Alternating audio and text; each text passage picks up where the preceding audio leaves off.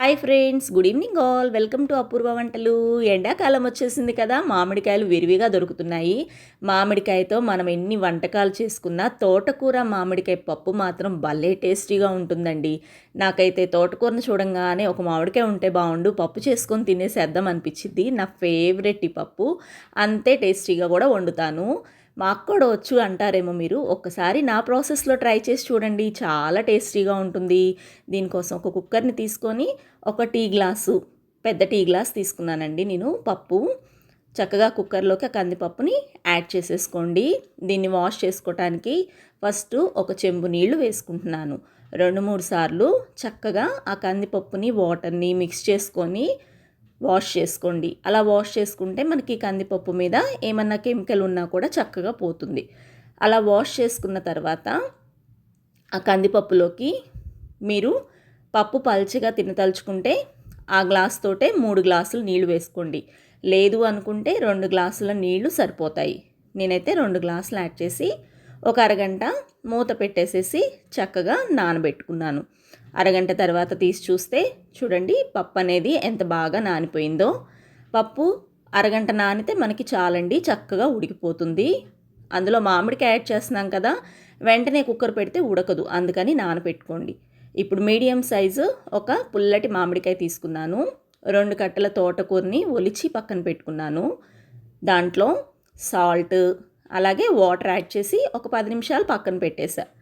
మనం ఎంత చక్కగా ఒలుచుకున్నా ఆ తోటకూరకి ఏదో ఒక కెమికల్ ఉంటుంది కదా, ఇలా ఉప్పు నీళ్ళలో వేస్తే పోతుంది. అందుకని ఇప్పుడు విరిచిపెట్టుకున్న పచ్చిమిరపకాయలను ఒక 10 వేసుకున్నాను. దీంట్లో పచ్చిమిర్చి కారం బాగుంటుంది, అందుకనండి. పచ్చి మామిడికాయ శుభ్రంగా కడిగి టెంక తీసేసి తొక్కతో సహా కట్ చేసుకున్నాను. ఆ కట్ చేసుకున్న ముక్కల్ని కూడా దీంట్లో యాడ్ చేయండి. తొక్కలో మనకి ఏ విటమిన్ ఉంటుంది కాబట్టి నేను తొక్కతో సహా వేస్తాను. ఇంకా తోటకూరని 2-3 సార్లు వాష్ చేసుకొని మళ్ళీ వాటర్లో వేసి నీళ్ళన్నీ చక్కగా ఒడిచేటట్టుగా అట్లా అనుకొని రెడీ చేసుకున్న కుక్కర్లోకి యాడ్ చేయండి. తోటకూరలో ఐరన్ కంటెంట్ అనేది చాలా ఎక్కువ ఉంటుందండి.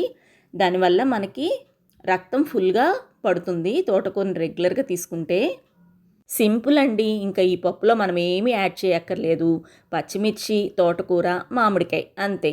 లాక్ చేసేసి విజిల్ పెట్టి 3 విజిల్స్ లేకపోతే ఒక 4 విజిల్స్ రానిస్తే పప్పు చక్కగా ఉడికిపోతుంది. చూడండి, విజిల్ వచ్చేసేసింది. మీరు మెత్తగా తినదలుచుకుంటే 4 విజిల్స్ అయినా రానివ్వండి. మనకి మామిడికాయలో ఏ విటమిన్ ఎక్కువ, తోటకూరలో ఐరన్ ఎక్కువ, మంచి హెల్త్ బెనిఫిట్స్ ఉంటాయి ఈ పప్పు వల్ల. ఇంకా దీనికి పోపు కోసమైతే నేను ఒక వెల్లుల్లిపాయని చక్కగా ఒలుచుకొని పక్కన పెట్టుకున్నాను. 2 ఉల్లిపాయలు కట్ చేసుకున్నాను. పోపే దీనికి స్పెషల్ అండి. పోపు కోసం ఒక బాండీలో 2 గరిటెలు నూనె వేసుకోండి. మీకు నెయ్యితో తాలింపు ఇష్టమే అనుకుంటే నెయ్యితో అయినా వేసుకోవచ్చు. దానికోసం పోపు గింజలు, ఆవాలు, పచ్చెనగపప్పు, జీలకర్ర, మినపగుళ్ళు, ఇంకా ఎండుమిర్చి కంపల్సరీ వేయండి. అవన్నీ వేగినాక సన్నగా తరుక్కున్న ఉల్లిపాయ ముక్కలు, అలాగే ఉల్లిపాయ ముక్కలు వేగటానికి సరిపడా ఉప్పు, పసుపు యాడ్ చేసేసుకొని పోపు మాత్రం మాడకుండా చక్కగా వేగేటట్టుగా వేయించుకోండి.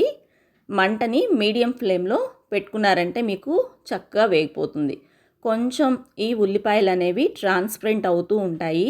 మనం సిమ్లో పెట్టేసుకొని దాన్ని ఈ లోపల చిన్నులపాయని తొక్కు తీసుకున్నాం కదా ఆల్రెడీ, ఒక రోట్లో వేసుకోండి.